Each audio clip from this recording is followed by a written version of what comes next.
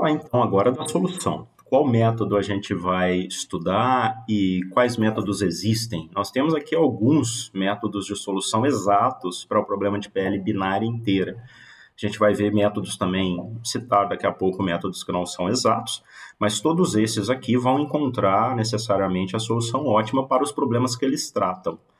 Nós temos aí o Branch and Bound, que é um algoritmo que nós vamos estudar, tá? Uma solução aí robusta para o problema da PL binária, mas o problema quando exige minimização.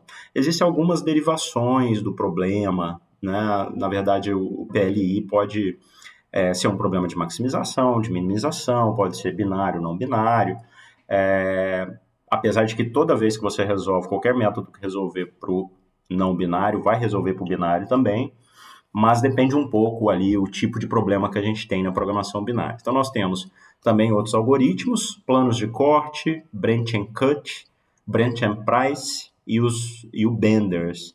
Então são algoritmos, né, que estão na literatura para resolver esse problema. Nós vamos estudar um deles, nós vamos estudar o branch and bound. Então como que ele funciona? Basicamente, né, primeiro, antes de falar do branch and bound, vamos dizer também que muitos problemas de PL binária inteira são NP difíceis, isto é, eles não podem ser resolvidos em tempo polinomial. Ou seja, não é bom, não vai fazer sentido nós tentarmos resolver esse tipo de problema quando a gente tiver uma quantidade grande de variáveis. E aí, como alternativas aos métodos exatos, existem também os algoritmos que são aproximados. Então, existem, por exemplo, algoritmos genéticos que são capazes também de aproximar a solução. Existem as heurísticas, que é você já considerar previamente algumas fórmulas específicas que já vão representar heurísticas, representar formas de já filtrar parte dos resultados para que depois você possa, de fato, aplicar um método exato, e aí também, da mesma forma, as meta-heurísticas. Nós vamos, então, estudar métodos exatos, né? Vamos falar de um método exato, que é o Branch and Bound, e para isso vamos primeiro entender a geometria da PLI. O que acontece lá, né? Com os valores. Por exemplo, se a gente for colocar num gráfico o caso de um problema com duas variáveis, para a gente poder ver num plano, né, um plano X e um plano Y, uma reta X e uma reta Y, e assim a gente consegue enxergar um plano. Então, nós temos aqui um exemplo genérico que está mostrando o quê? Que existe sempre uma região de viabilidade. Aqui está a região de viabilidade. Essa região de viabilidade, para o problema relaxado, ou seja, o problema que não é binário, a solução ótima estaria aqui dentro. Eventualmente ela vai ser um ponto desse e eventualmente poderia não ser um ponto exato. Então, o que acontece é que nós temos que encontrar os pontos exatos. Por exemplo, se eu tivesse aqui uma solução binária, vamos lá, deixa eu ler. A região de soluções viáveis em um problema de PLI corresponde aos pontos inteiros dentro do poliedro. Ou seja, eu sei que a solução não estaria, por exemplo, aqui, nessa reta. Eu sei que essa reta aqui não é uma solução do PLI.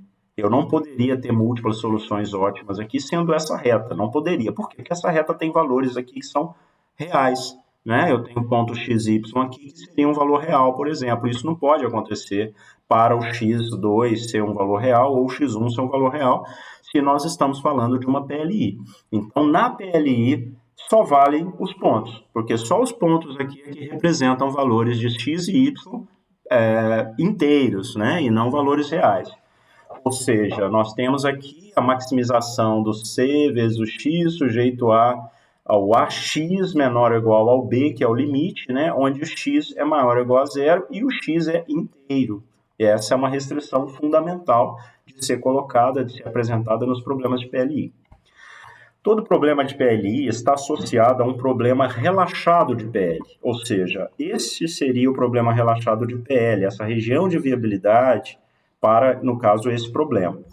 A relaxação linear de um problema de PLI é obtida eliminando-se as restrições de integralidade das variáveis. Então, a gente resolve simplesmente tirando a restrição de que xi, xj tem que ser inteiros. Na verdade, a gente tira essa restrição, ele tem que ser só maior ou igual a zero, não tem mais que ser inteiro. A relaxação de PL associada ao modelo de PLI resulta em um limite inferior ou superior para a solução ótima do problema de PLI. Então, veja que quando a gente relaxa o problema do PLI e aceita uma solução de PL, o que está acontecendo é que a gente, no caso de um problema de maximização, está encontrando um limite superior desse valor ótimo. Por quê? Porque o valor, o valor do relaxado sempre vai ser maior ou igual ao resultado da PLI para aquele mesmo problema, não é? Como a gente falou mais cedo. Então, isso dá uma dica para a solução. O Brentembald vai usar essa informação. Ele vai usar a relaxação da PL associada ao modelo de PLI para encontrar esses limites, seja superior para um problema de maximização, inferior de minimização, e aí sim ele ir até encontrar a solução ótima. É o que a gente vai avaliar. As considerações. Em alguns problemas, os pontos extremos do poliedro têm coordenadas inteiras. Aconteceu com esse exemplo que a gente acabou de ver. Nesse caso, a solução do PL também é solução do PLI. Vamos lá, aqui, ó. Quais são os elementos candidatos a serem solução desse PL? Ele é de maximização. Então, a gente está falando ou desse cara, ou desse cara, ou desse cara, ou desse cara, necessariamente, né? Eventualmente, e outros pontos extremos aqui poderia aparecer, mas como é um problema de maximização, não acredito que eles sejam resultados possíveis, a não ser que na função de otimização tivesse lá variáveis negativas. Ou seja, quanto mais eu ando com x1, menos eu tenho na função objetivo final. Aí sim, esses pontos poderiam até ser pontos candidatos. Enfim, qualquer ponto aqui de interseção de retas representa um candidato. E todos esses candidatos aqui são inteiros, então. Certo? A gente não vai ter um candidato aqui no meio, né? Eu até ilustrei, falei agora há pouco, que eu poderia ter múltiplas soluções ótimas. Poderia ser essa reta.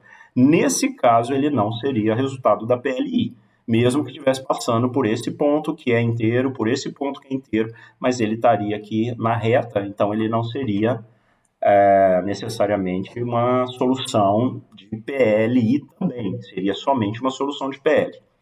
Mas se não tiver soluções múltiplas, nesse caso, cada esquina aqui, ó, cada quina, né, da região de viabilidade, ela é um ponto inteiro. Então é isso que estava sendo falado aqui, né, que nesse caso a solução do PL também é a solução do PLI. E aí ele pode ser resolvido pelo método simplex e até por algoritmos mais eficientes do que ele. Mas esse fenômeno é raro. Normalmente os problemas de PLI não vão ter a mesma solução do problema de PL. É muito raro até, tá, essa situação. Então nós vamos ter que resolver por um método específico.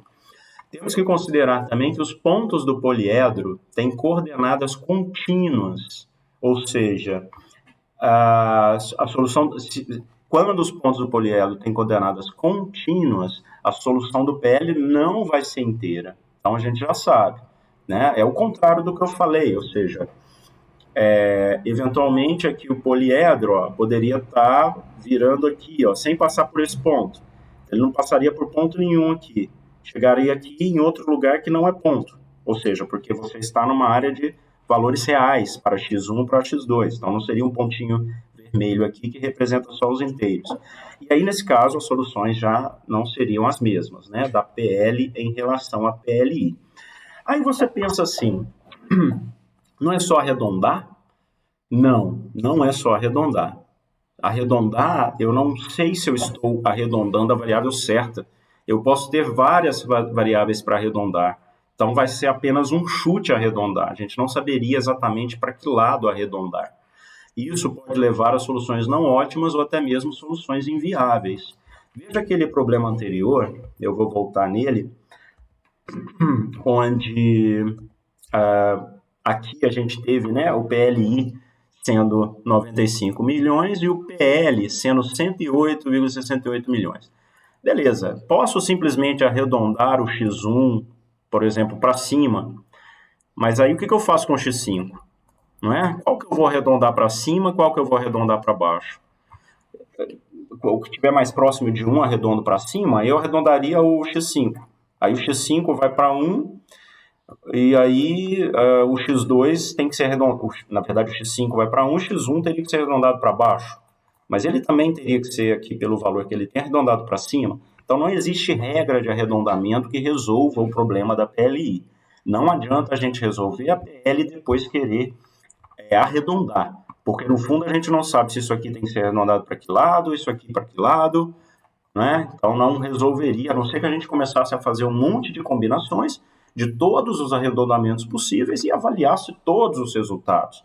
Mas quando o número de variáveis cresce, passa a ser inviável também esse tipo de solução, acaba que o algoritmo vai ficar muito mais difícil, né? Então não é essa normalmente a solução utilizada. Bem, nós vamos ver um exemplo e vamos estudar o algoritmo através desse exemplo.